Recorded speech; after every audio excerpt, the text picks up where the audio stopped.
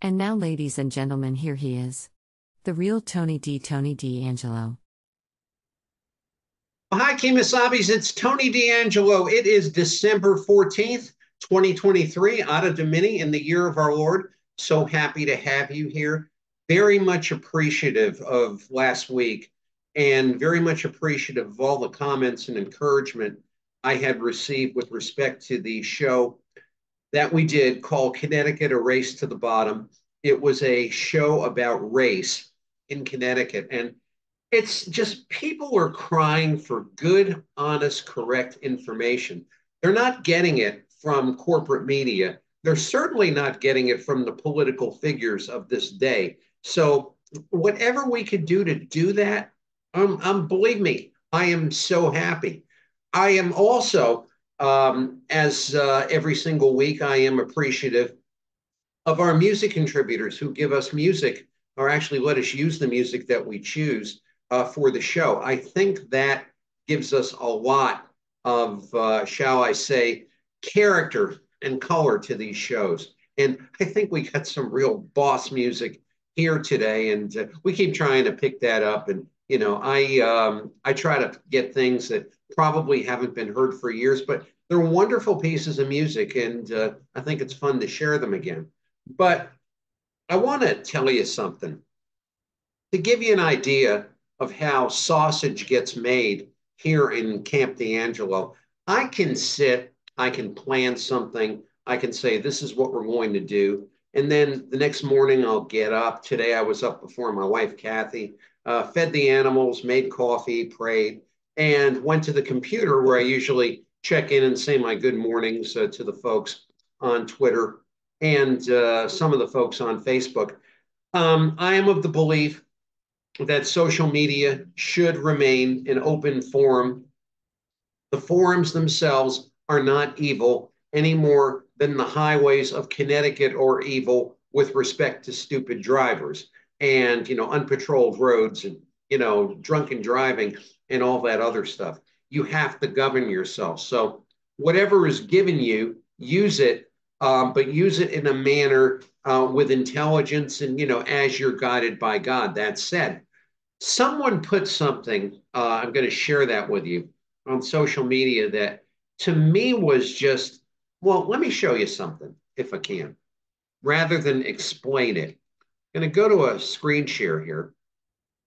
I'm going to share this. And I'm going to play for you a commercial that was around in, I was in high school when this commercial was playing. This is a commercial for an aftershave known as Menon Skin Bracer. And it was 1972, this commercial comes from. And basically, when you have a moment where you literally slap yourself in the face and say, "You idiot, isn't it really all about that?" It made me think of this commercial. So indulge me here for 30 seconds. This is an old commercial. The sound isn't really all that great, but I think you'll get the gist of how I felt this morning when I read what I am about to share with you. America wakes up with Skin Bracer.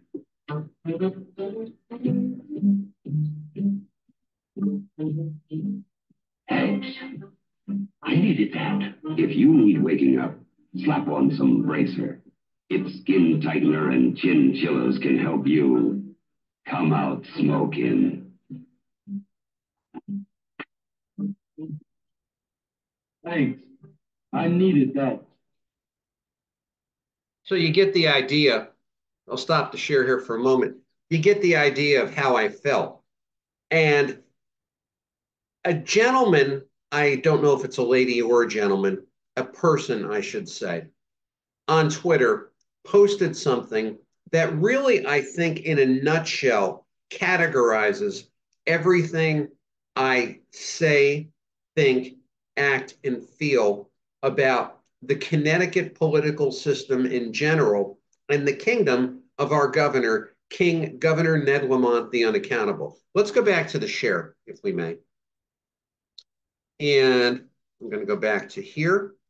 And I'm going to go over here to this particular share, if you will. And this is a person known as Connecticut Liberty Rally. I do not know the person.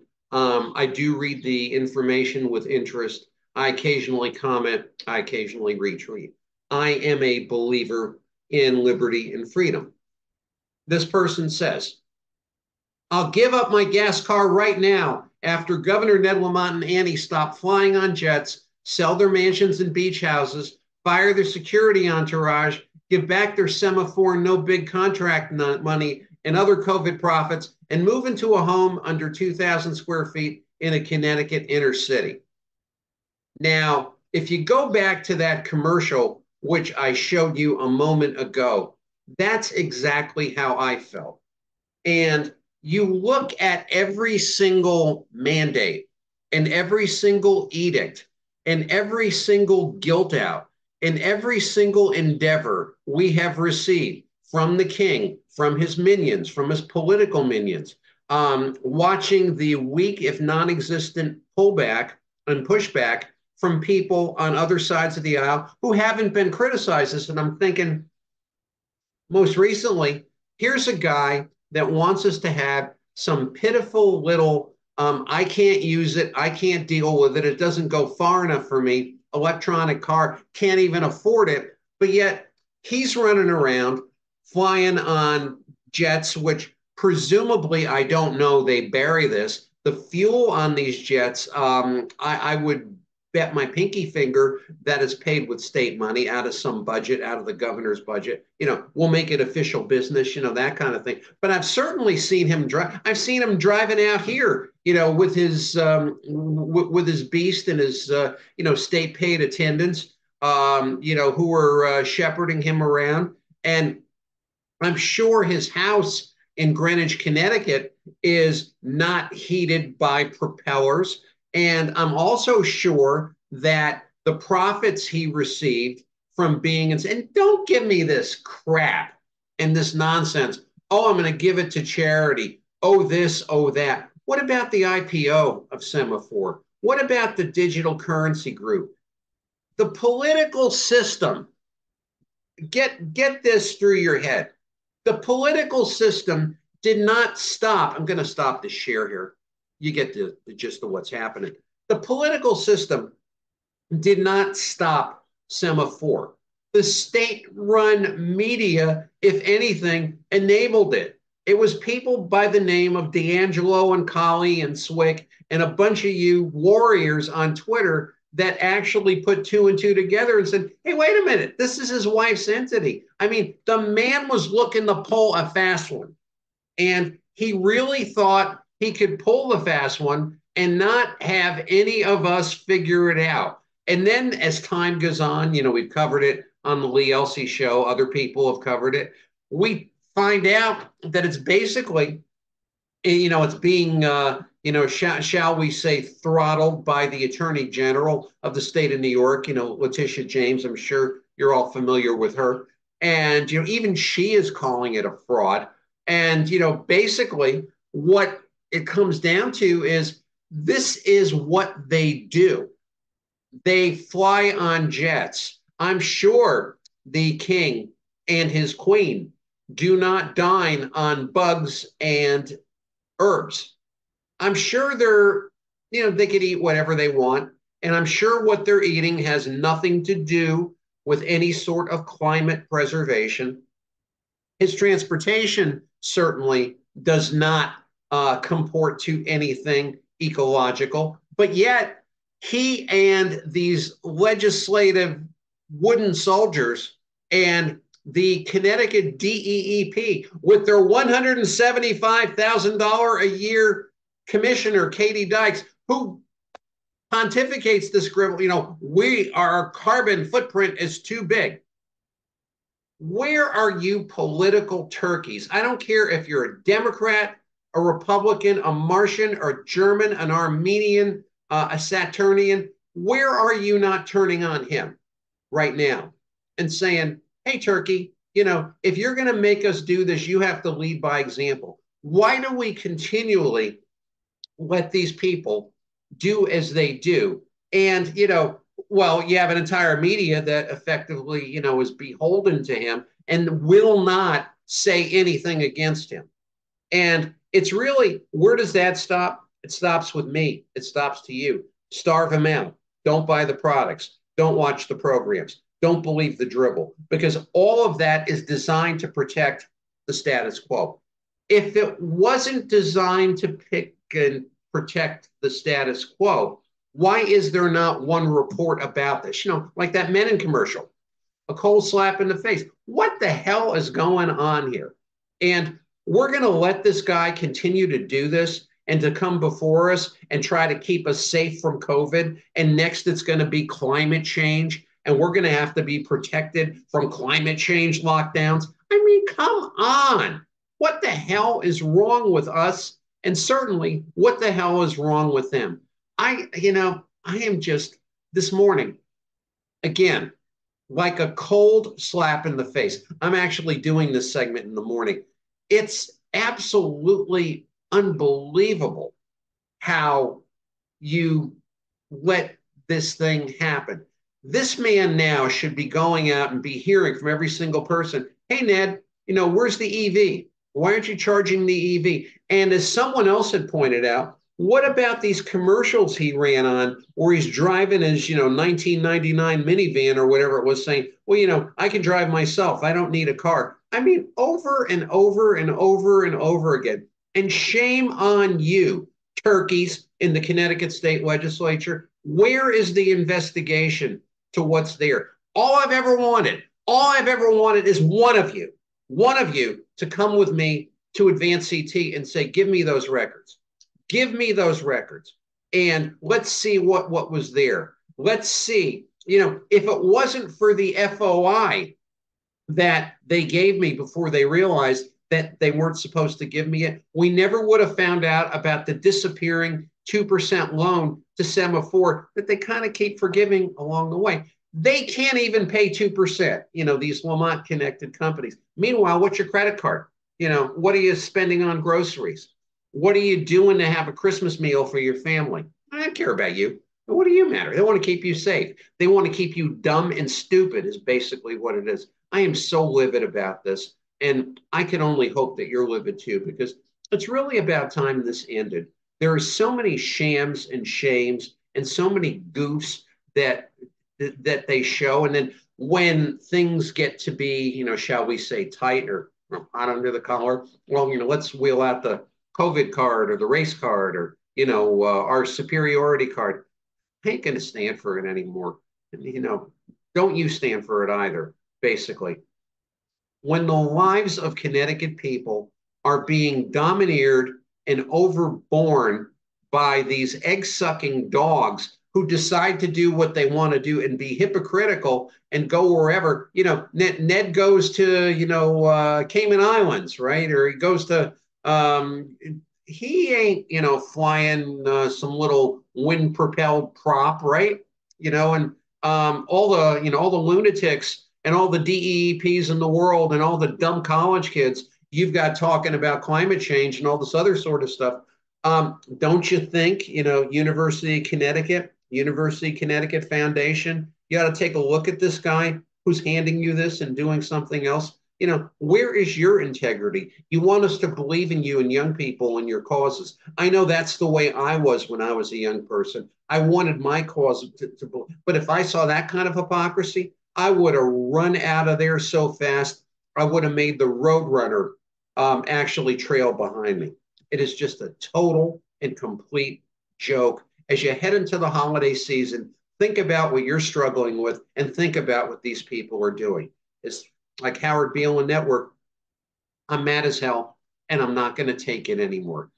We are cooking. It's Tony D'Angelo here on 30 with Tony. We'll be right back right after this.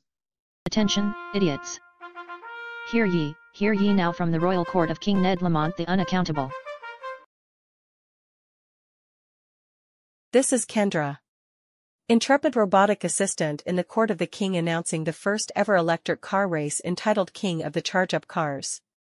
This race is entirely non-discriminatory. All you need to enter is $50,000 for the cost of your vehicle. An electrical upgrade at your place of abode costing into the thousands of dollars, additional money to pay the added electricity, a generator filled with ugly wretched propane should your power go out, and several all the way in 26 with the unaccountable bumper stickers. This will be a race of 200 miles. At a site yet undetermined, you will drive the car and then return.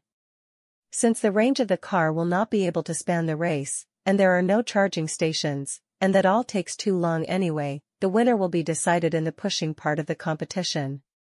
Strength, guts, and brave stupidity is needed to push a brutally heavy vehicle through any populated area in the kingdom. So buy your cars, upgrade your properties, and start on a plan of steroids and brutal workouts to make you the winner of King of the Charge-Up Cars. And now, back to the program. Well, thanks, Kemasabis. Thanks for staying with us. When we take the journey of falsehood, lie, innuendo, repackaged, remanufactured, and rear end out in front of tea kettle statistics in the state of Connecticut, when the government and the media tries to tell you something, we end up on quite a journey. And here I'm going to go to a share. Actually, I'll give you a little bit of background. Last Friday was the jobs report. I believe it was December 8th. In the United States of America, the Bureau of Labor Statistics comes out and puts a report out about employment. And this is what employment is doing. And. Now, mind you, this is a report that is nationwide, goes over the entire country, takes in the weak, takes in the strong, takes in policies that are working, policies that aren't working, and gives a figure, which oftentimes we find has been maligned, revised, reworked, and recalibrated to reality, when another figure will come out with some other representation, and the same thing will happen a month later. But for now, let's just take the figure where it is. Now, I'm going to go over here to a share, if you don't mind, and we're going to share the screen. And I've got a number of things here I'd like to show you. The first one I'd like to show you is a tweet. This was done by our esteemed state senator, Bob Duff, on December 8th. And he is actually retweeting something. This was done by Joe, a young lady, about the Biden spin on the jobs report.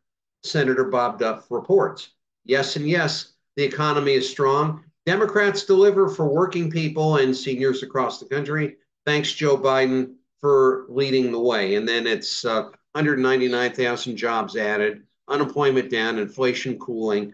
And don't let bah humbug Republicans BS you, thanks to the Democrats, and. Now, I'm not going to get into a tirade about Bob Duff. That's done quite enough, in my estimation, albeit quite accurately in so many cases. But I'm going to show you on a global level how flawed, unreal, and how economically illiterate this take is. Thank you, Mr. Duff, for listening. The economy is strong. Democrats deliver for working people and seniors. When the jobs report is done, when this is evaluated, they're taking into account the booming places, the Floridas, the Texases, the North Dakotas, the Carolinas, and the growth is not in areas in the Eastern Bloc, communist-ruled states, if you will. The concept that Democrats use is an aggregate concept. For example, you've got 10 people living on a block. 9 of them are in, barely get along street, right down the block from Grumble Alley. They're living on credit cards. They're going to the food bank.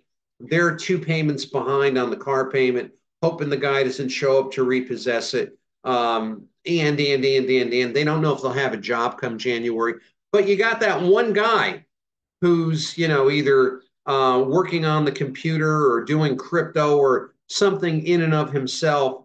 And he's doing extremely well. So when the economics are taken, that $1 million is divided amongst everybody, but that one blessed guy is keeping it all. Now, if you go back to, the pre-computer age, that guy that was doing well would do well locally.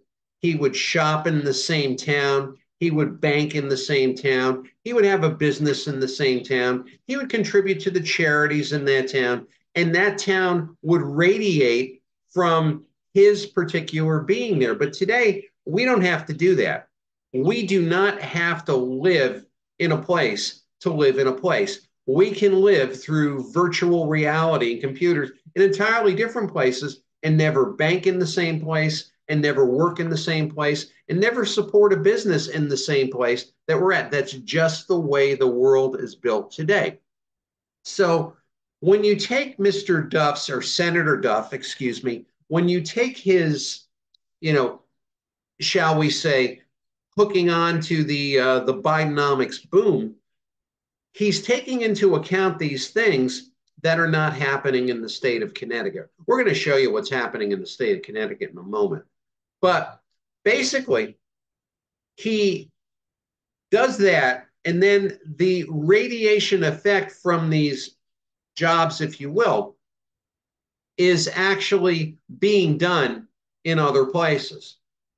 Now, when we look here, the question I have to the Senator Duffs and the King Governor Ned Lamont, the unaccountables, and the Connecticut Dems who are delivering for working people, what are you actually doing in this state to show you how ridiculous, fallacious, and borderline idiotic your argument is? I'm sorry. I'm telling you where it's at. I mean, economic illiteracy and the Connecticut legislature are almost synonymous. Let's look to see what's actually happening in the state of Connecticut. Democrats are delivering. Okay? Here we go. Here's IBM. Okay? Big Blue. Was the great gray lady, actually was known as not the gray lady, but it was known as Big Blue, was the growth company of the 1960s, 1970s, I had relatives that worked there. My first wife worked there. Very hard to get in. They didn't fire anybody. They didn't fire anybody. They had a no firing policy because they only chose the cream of the crop. They were leaders.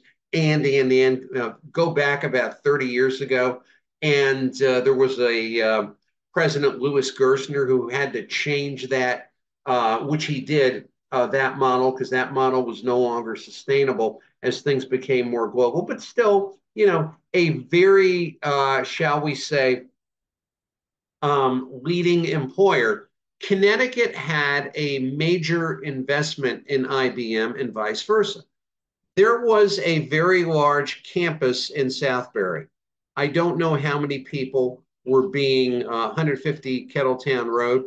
And the IBM said, well, we're not going to fire anybody, but we're going to move these people to New York. Now, we have something called a Connecticut Department of Economic and Community Development.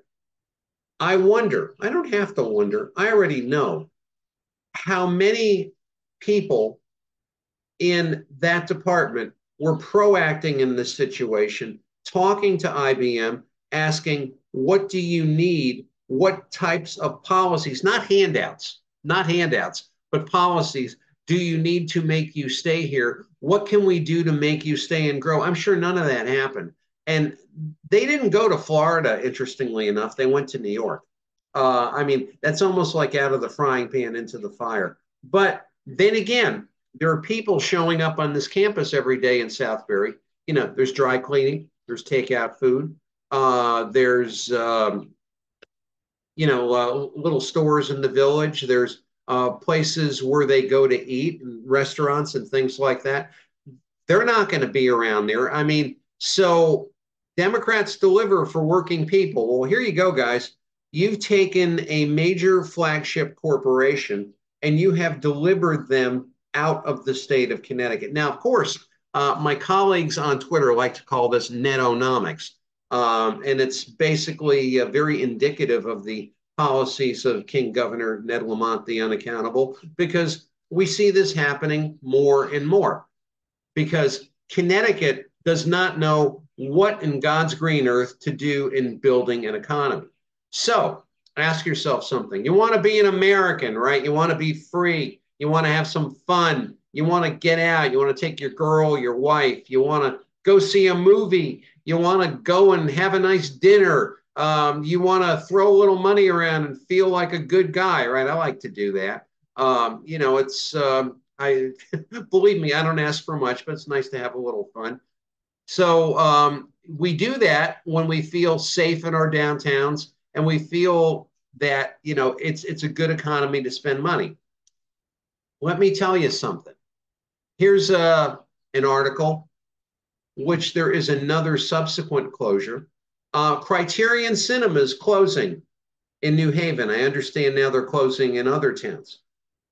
As the kid of a father that worked in shows, my 7th grade educated father was a master lighting and sound technician on Broadway and ran movies.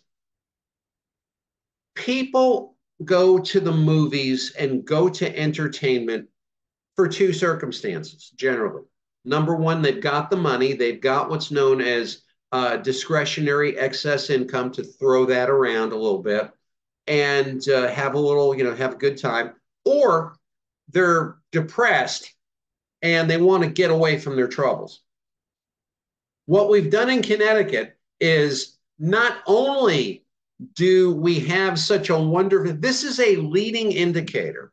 This is a leading economic indicator. Let me tell you, as the child of a theater man, this is like Groucho Marx, who could tell you exactly, the comedian, could tell you exactly what was happening in the stock market by a price of pumpernickel bread.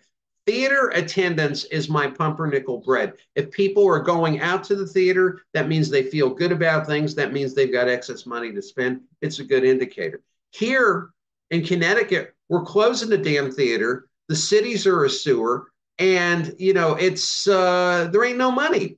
And go back over here to our esteemed Connecticut senator telling us how wonderful things are. But when you get down to the street, there ain't nobody in the theater.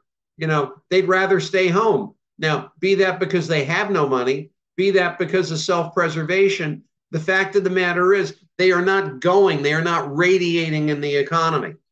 So that's what's happening there. So what do you do, right? I mean, there's this one commercial. As I often say, I wish I had Elvis Presley money, where I could get a Derringer and like shoot out screens if I just didn't like something.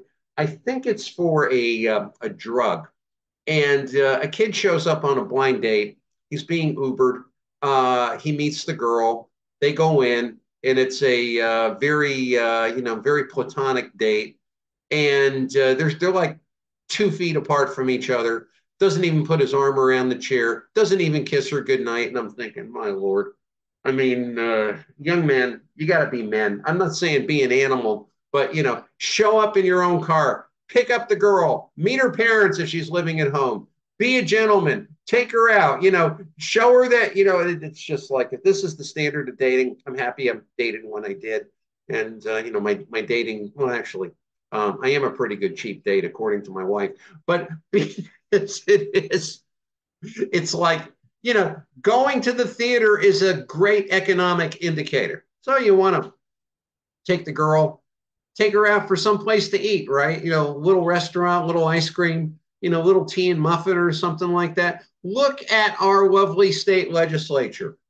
The communists who want to save the working people from themselves. We would save the working people from themselves if we got rid of these stupid communists in the legislature. But they want to revive a minimum wage bill for restaurant servers and bartenders. Now, I am decidedly not an expert in the restaurant industry, but the way I understand it is most servers will work on tips because they like the idea of tips. People will throw them money and they don't mind their wage being low as long as they take home more. So now we're going to put a burden, as well as I understand it, on the struggling restaurant owner to round up to minimum wage. And then you're going to go to the diner, being me and the girl, or, somebody younger than I, and you're going to raise the price of what's there to the point where, maybe I can't afford it. Maybe I don't go out. Maybe I don't go to the movie. Then again, if I'm going to be, in our dirty and dangerous cities, maybe I don't want to be in the city, but we're going to go. And for the sake of, if you look at this bunch of lunatics and turkeys, they want to save the world by saying, server, you're going to have a minimum wage. Obviously, as our colleague George Colley has pointed out time and time again, he comes from a line of restaurateurs. This is a way of getting to the unionization of these people, of course, to save them from themselves. Well, idiots, why don't you do this? Why don't you give them the option?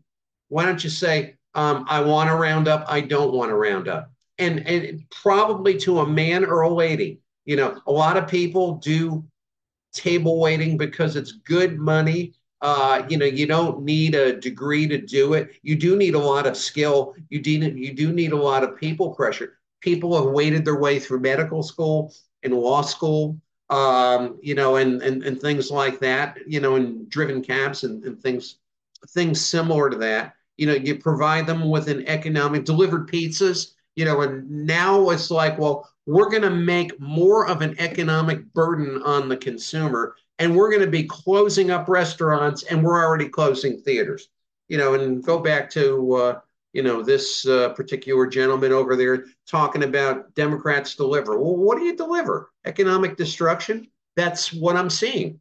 This is exactly what's happening here in this world of NEDDO-nomics. Okay, so now when you go over to, let's see, that's George's page.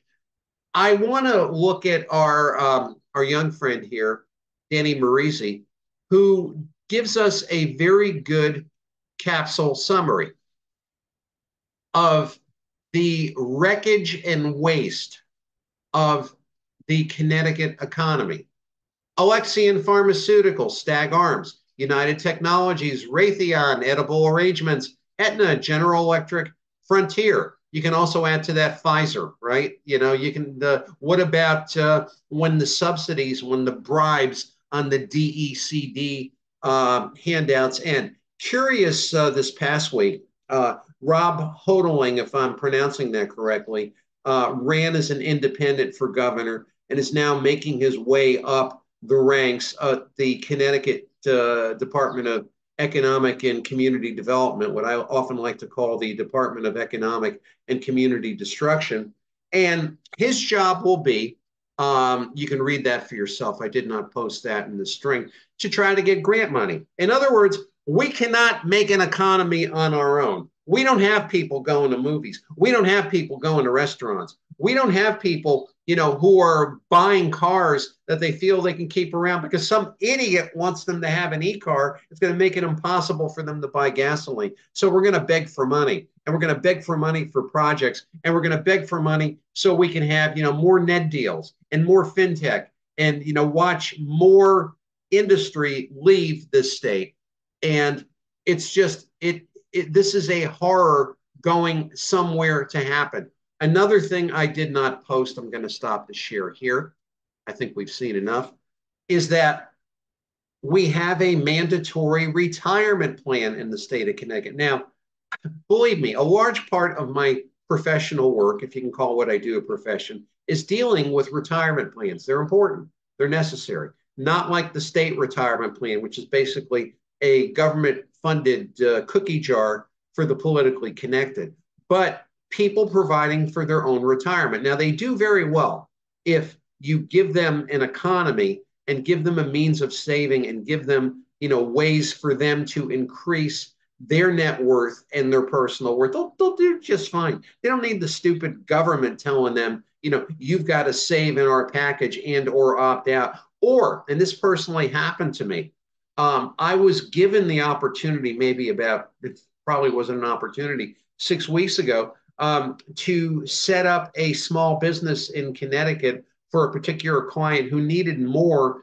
than what our current plant and equipment was able to provide. But I thought, well, hey, if we do it here, we've got to get involved in that stupid state retirement plan. And the people I'm using didn't want anything to do with it. So we'd be involved in opt-outs and all this other mess, and Lord only knows, once you start on that thing, next it'll be, well, we don't care if these people don't want it. We're going to give it to them anyway. So guess what? That got done in another place. I was not personally involved, but, it was the kind of thing where I was not able or am not able to travel out of here frequently because I'm needed here.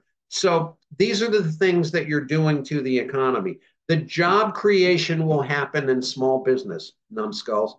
When you facilitate small business and you make it easier for them, they'll provide for their employees. They're not going to abuse their employees because in a strong economy, a worker who is a good worker can go somewhere where he can be treated better. Government isn't the solution for anything. Government is the freaking problem. And this is what we're seeing in Connecticut. I can spend an hour talking about all the things that are really anti-economic in the state of Connecticut. I can't tell you how many four-way intersections. We actually did this. Kathy and I did it. I think it was, let me see. It might have been last week. Driving in upstate Eastern Connecticut, how many four-way intersections where there were stores and shops and restaurants? Dead, nothing, vacant. Well, the fuel prices are so high you can't heat the place.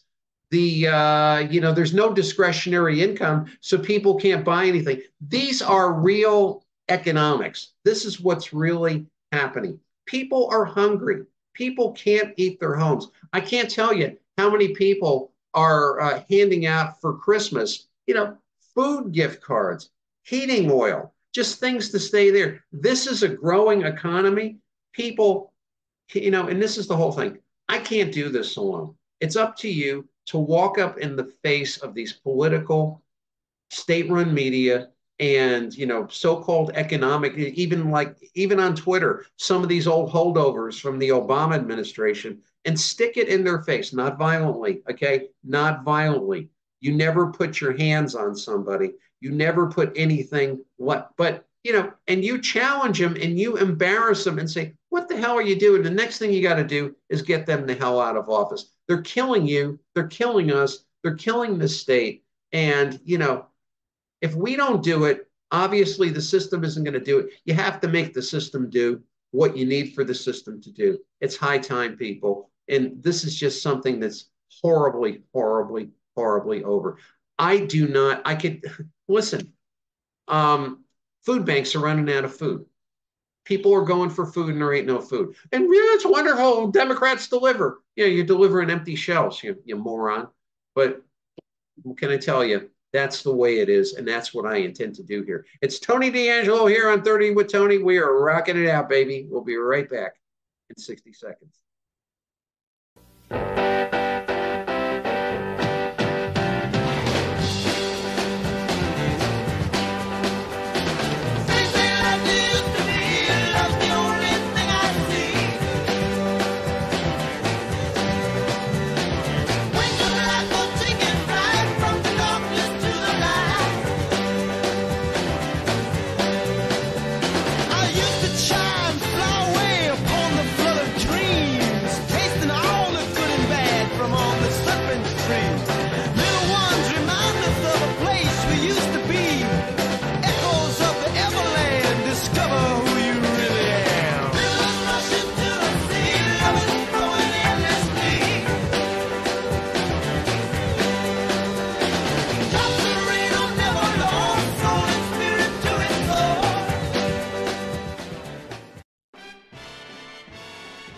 Thanks, Kimasabis. Thanks for staying with us. And as you know, it's the holiday time, and the holidays are very difficult for some people. They're joyous for others. It's the whole polyglot of human emotions. And got my sweater on. I was a little bit cold. I hope you don't mind.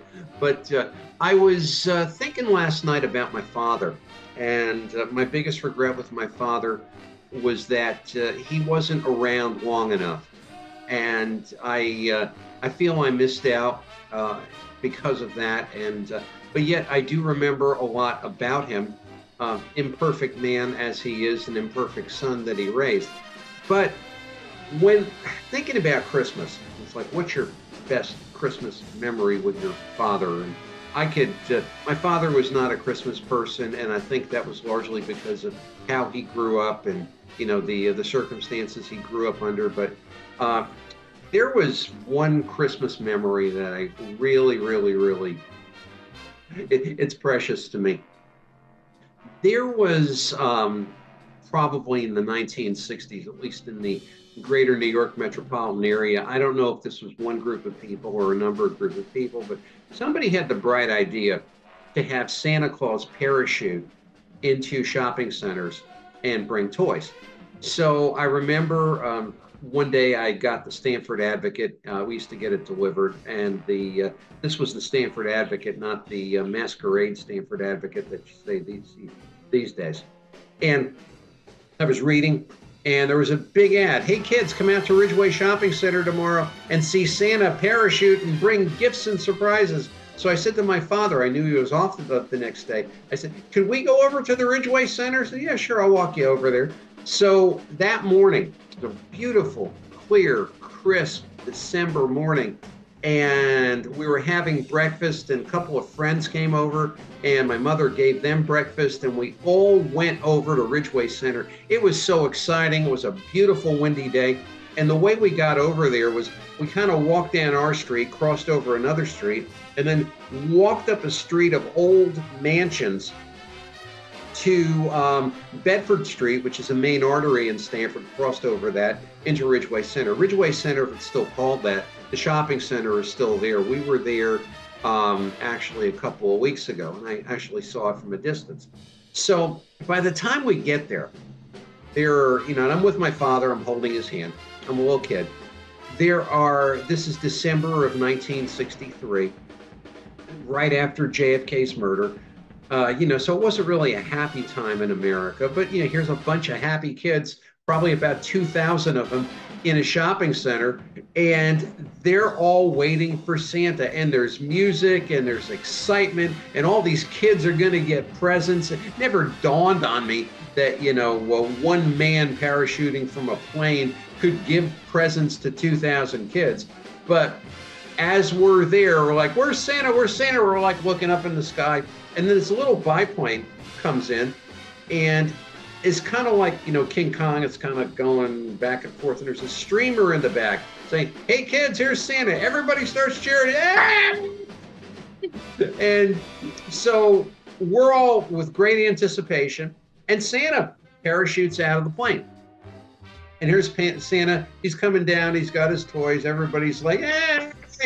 And one thing they didn't count on is that when you get a beautiful sunny day in the northeastern United States in December, you invariably have wind. Very rarely, I shouldn't say, well, very rarely do you not have wind.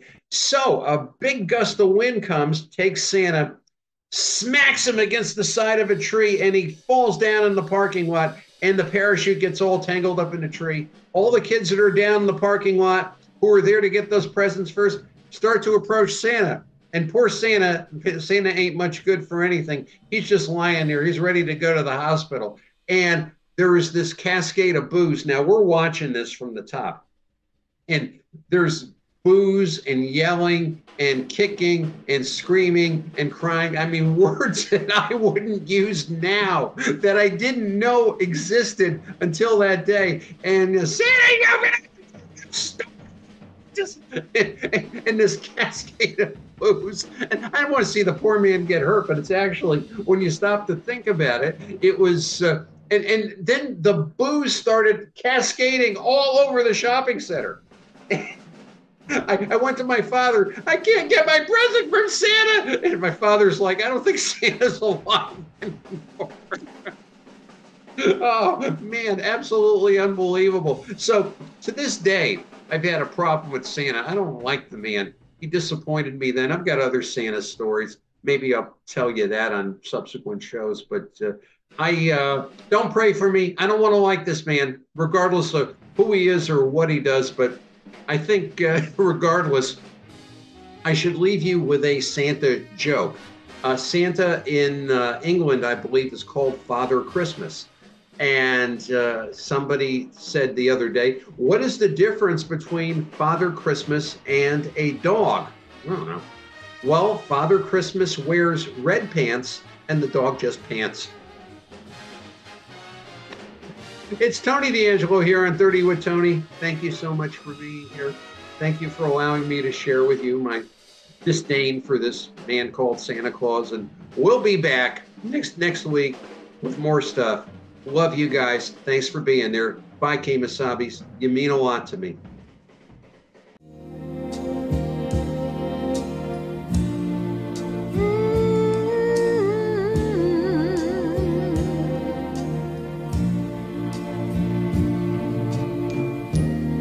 To make you laugh, I'd play the fool for you.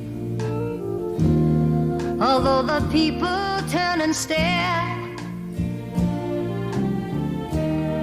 I'd give my everything to keep you, boy. Oh, it breaks my heart when you're not there. I'll stage a ballet on a tabletop, command performance finger size. Though I ain't got no tune, my show won't flop, 'cause I'll find the music in your eyes. Oh me, oh my, I'm a fool for you, baby.